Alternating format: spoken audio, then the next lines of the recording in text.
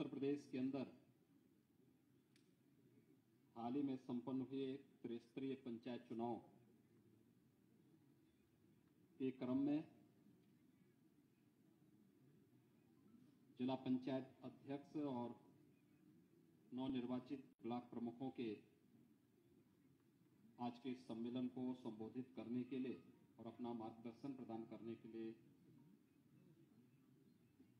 आज इस समारोह में उपस्थित भारतीय जनता पार्टी के लोकप्रिय राष्ट्रीय अध्यक्ष माननीय श्री जगत प्रकाश नड्डा जी, भारतीय जनता पार्टी के प्रदेश के अध्यक्ष माननीय श्री स्वतंत्र देव सिंह जी, राष्ट्रीय संगठन महामंत्री सम्मानीय श्री बीएल संतोष जी, भारतीय जनता पार्टी के राष्ट्रीय उपाध्यक्ष और प्रदेश के प्रभारी पूर्व केंद्रीय मंत्री माननीय श्री राधा मोहन सिंह जी, उत्तर प्रदेश सरकार में मेरे वरिष्ठ सहयोगी उप मुख्यमंत्री द्वय श्री केशव प्रसाद मौर्य जी, डॉक्टर दिनेश शर्मा जी, पंचायती राज विभाग के मंत्री चौधरी भूपेंद्र सिंह जी, राज्यसभा के माननीय सांसद श्री राम भाई मकोड़िया जी, आज के इस कार्यक्रम में उपस्थित जिला पंचायत के सभी नवनिर्वाचित अध्यक्षगण, विकास खंडों से जुड़े हुए सभी हमारे ब्लॉक प्रमुखगण और उपस्थित भाइयों बहनों, मैं सबसे पहले आप सबके निर्वाचन के लिए आप सबको हृदय से बधाई देता हूं, अपनी शुभकामनाएं देता हूं और विकास की धुरी कही जाने वाली त्रिस्तरीय पंचायत के प्रमुख के रूप में आपके सम्मेलन में प्रदेश के सभी 75 जिला पंचायत अध्यक्षों और 825 ब्लॉक प्रमुखों की ओर से भारतीय जनता पार्टी के लोकप्रिय राष्ट्रीय अध्यक्ष माननीय श्री जगत प्रकाश नड्डा जी का हृदय से स्वागत करता हूं, अभिनंदन करता हूं। हम सब जानते हैं कि प्रदेश के अंदर त्रिस्तरीय पंचायत के चुनाव किन परिस्थितियों में हम लोगों ने करवाए थे। ये चुनाव 1 साल पहले ड्यू था, लेकिन कोरोना महामारी के कारण हमें चुनाव स्थगित करना पड़ा था।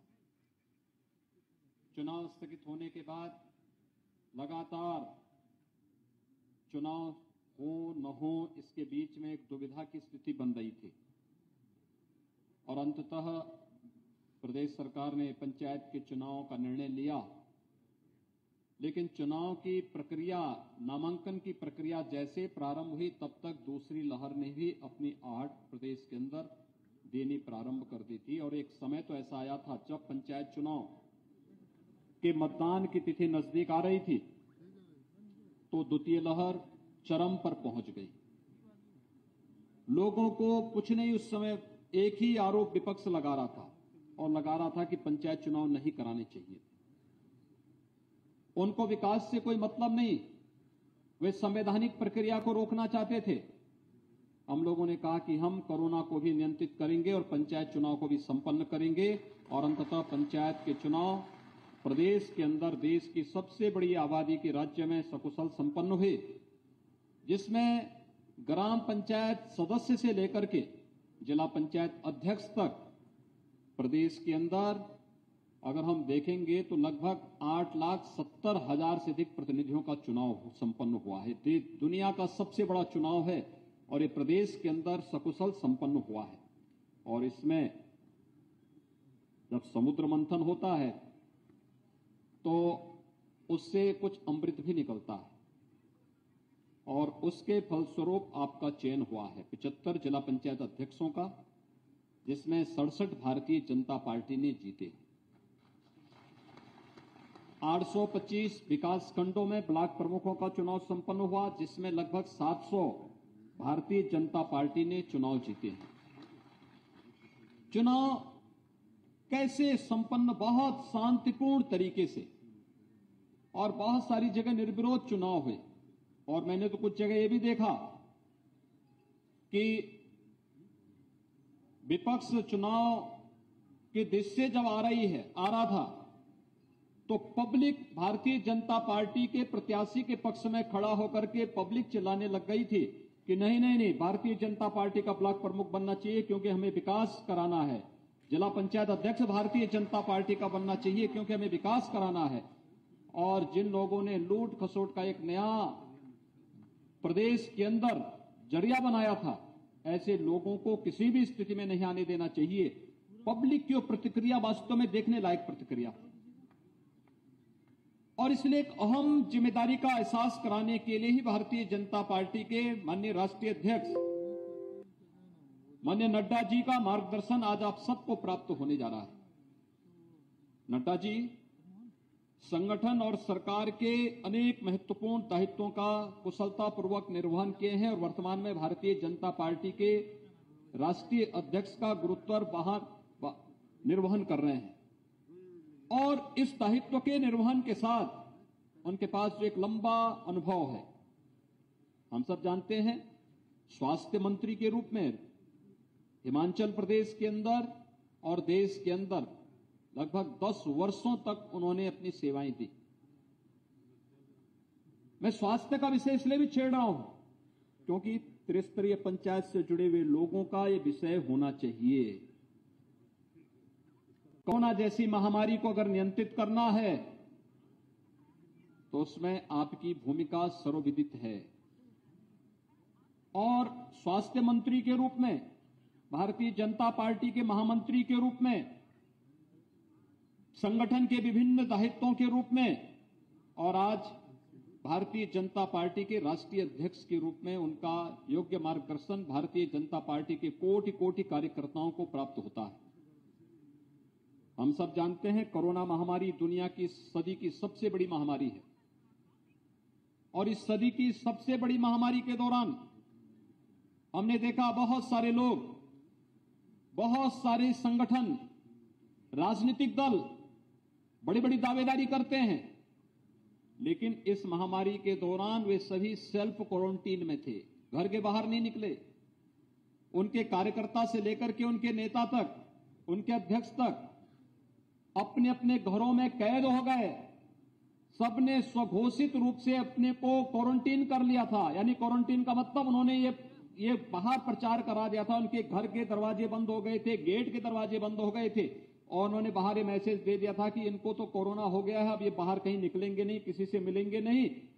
और एक स्थिति ऐसी थी, जनता को उनके हाल पर और सरकार के भरोसे छोड़ दिया।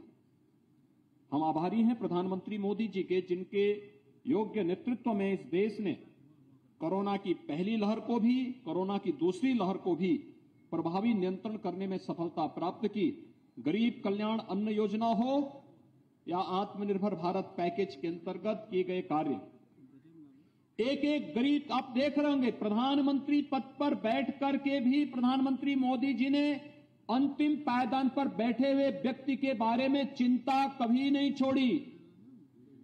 जब देश के अंदर लॉकडाउन प्रारंभ हुआ था, प्रधानमंत्री गरीब कल्याण पैकेज की घोषणा हुई, सबको खाद्यान्न देंगे, सबको अन्न देंगे, जनधन अकाउंट धारी सभी महिलाओं के अकाउंट में अतिरिक्त धनराशि उपलब्ध करवाएंगे, वृद्धावस्था पेंशन धारकों को अतिरिक्त धनराशि उपलब्ध कराई गई, विधवा महिलाओं को अतिरिक्त धनराशि उपलब्ध करवाई गई। और यही नहीं, फ्री में उज्ज्वला योजना के रसोई गैस के सिलेंडर भी प्रधानमंत्री जी ने बांटे। 80 करोड़ लोगों को देश के अंदर खाद्यान्न की, अन्न की व्यवस्था अप्रैल 2020 से लेकर के नवंबर 2020 तक, और दूसरी लहर में मई 2021 से लेकर के नवंबर 2021 तक की, अभी आपने परसों के कार्यक्रम में आप सभी भागीदार होंगे, कितना अच्छा इवेंट बना था। आदरणीय प्रधानमंत्री जी ने जब गांव-गांव में लाभार्थियों से बातचीत प्रारंभ की और कैसे लोगों के मुंह से आशीर्वाद निकल रहे थे। कुशीनगर की वह महिला हो कुसुमावती देवी वाराणसी की बादामी देवी रही हो, या फिर प्रदेश के अन्य सहारनपुर की लाभार्थी रही हो, या झांसी के लाभार्थी रहे हो, या सुल्तानपुर की लाभार्थी, हर एक के मुंह से एक ही बात निकल रही थी कि प्रधानमंत्री जी, आपने संकट के समय में हमारा सहयोग किया है और हम भी भारतीय जनता पार्टी के साथ खड़े हैं। यही तो सबने आशीर्वाद दिया। जो संकट में सहयोगी है वही सच्चा साथी है। और संकट के समय में 80 करोड़ लोगों को बिना भेदभाव के राशन की सुविधा उपलब्ध करवाना, वृद्धजनों को बिना भेदभाव के पेंशन के अतिरिक्त राशि उपलब्ध करवा देना, दिव्यांग जनों को अतिरिक्त राशि उपलब्ध करवा देना, और आत्मनिर्भर भारत पैकेज के अंतर्गत सूक्ष्म लघु मध्यम उद्यम में काम करने वाले जितने भी हमारे उद्यमी हैं, जितने भी व्यापारी हैं, उन सबको भी अतिरिक्त सहायता देने की कार्रवाई को आगे बढ़ा करके आत्मनिर्भर भारत के लक्ष्य को प्राप्त करने के लिए देश को आह्वान करते हुए आगे बढ़ाया गया। फ्री में उपचार की व्यवस्था कराई गई पूरे देश के अंदर और उत्तर प्रदेश के अंदर भी। भाइयों बहनों, दुनिया के अंदर पहली बार ये चीजें देखने को मिली कि जब किसी महामारी के आने के बाद, खासतौर पर इस प्रकार की जब महामारी आती है, वैक्सीन या दवा इसकी नहीं आ पाती है। 1947 से तमाम बार अलग अलग बीमारी आई, किसी का वैक्सीन नहीं आया। डेंगू का आज तक कोई वैक्सीन नहीं आ पाया। सॉर्स और वर्ल्ड फ्लू जैसी तमाम बीमारियां आई, इनकी कोई वैक्सीन नहीं आ पाई। लेकिन प्रधानमंत्री मोदी जी के कार्यकाल के दौरान अगर कोरोना जैसी महामारी आई तो 9 महीने के अंदर वैक्सीन भी फ्री में सबको देने की कार्रवाई हो रही है। उत्तर प्रदेश के अंदर अब तक हम लोग 5 करोड़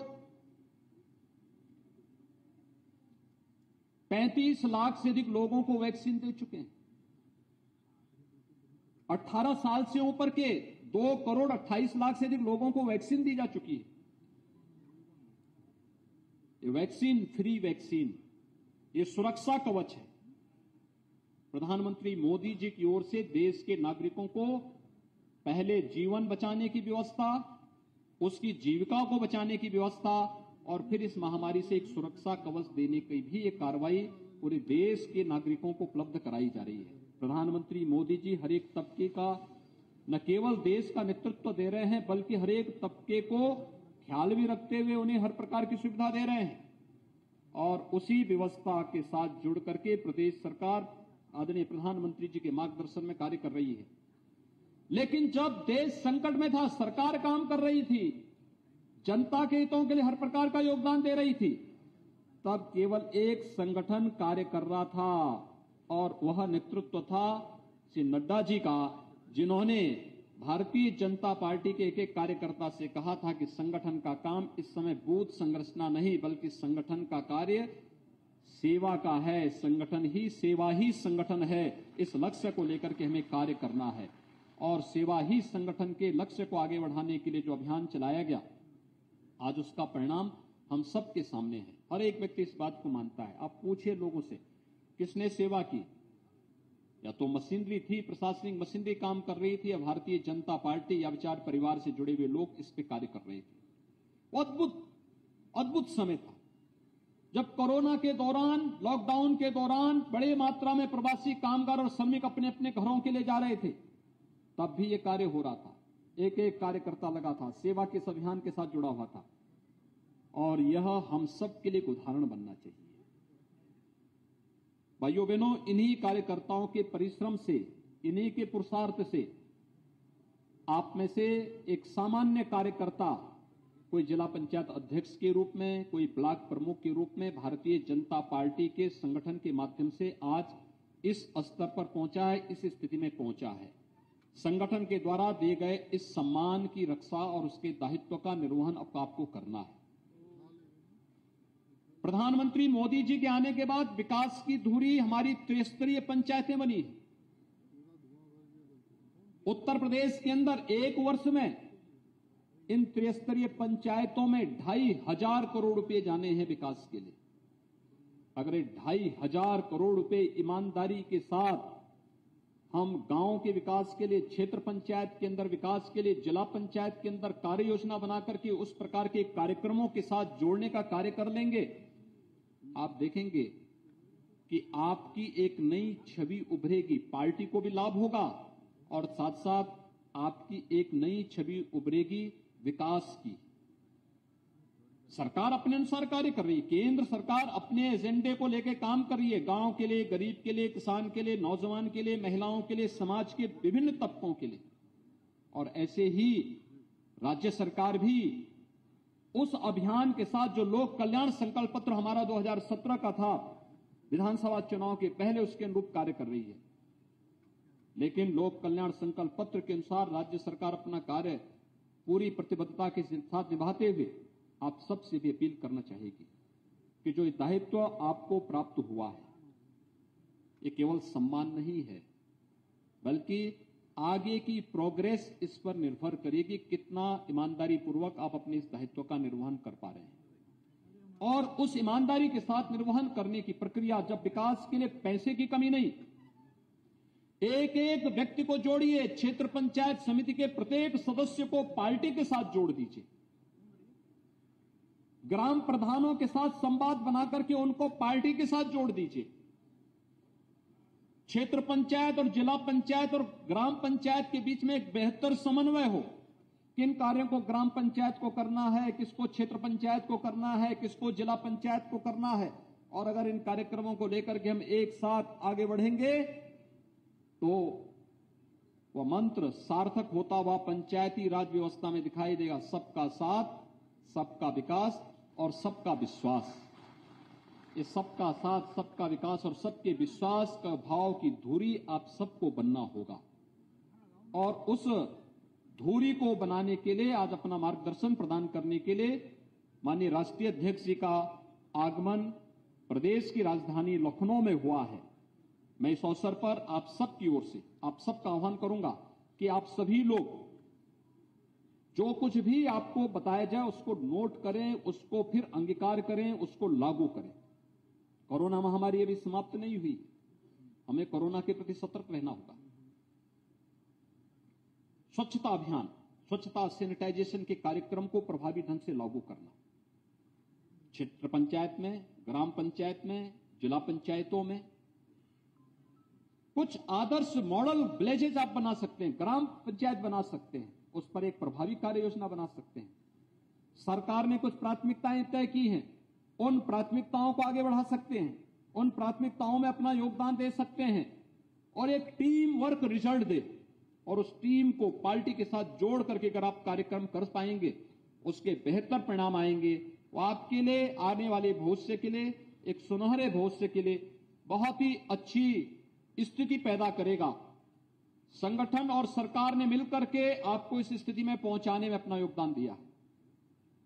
अब आपका दायित्व है कि पार्टी के साथ जुड़ करके शासन के उन सभी नियमों को मानते हुए इस अभियान को जन जन तक पहुंचाने में आप सब अपना योगदान देंगे तो सचमुच बेहतर परिणाम और जो जनता की आशा और आकांक्षा है प्रदेश के अंदर, उस पर हम खरा उतरेंगे। और कोई भी नेता जन आकांक्षाओं पर अगर खरा उतरेगा तो उसका भविष्य अपने आप ही उज्जवल होता हुआ दिखाई देगा, इसमें कोई संदेह नहीं होना चाहिए। आज के इस अवसर पर मैं एक बार फिर से जिला पंचायत अध्यक्ष और क्षेत्र पंचायत प्रमुख के आज के सम्मेलन में भारतीय जनता पार्टी के राष्ट्रीय अध्यक्ष माननीय नड्डा जी का, माननीय बीएल संतोष जी का, माननीय राधा मोहन सिंह जी का और आए हुए अन्य सभी अतिथियों का हृदय से स्वागत और अभिनंदन करता हूं। धन्यवाद। जय हिंद।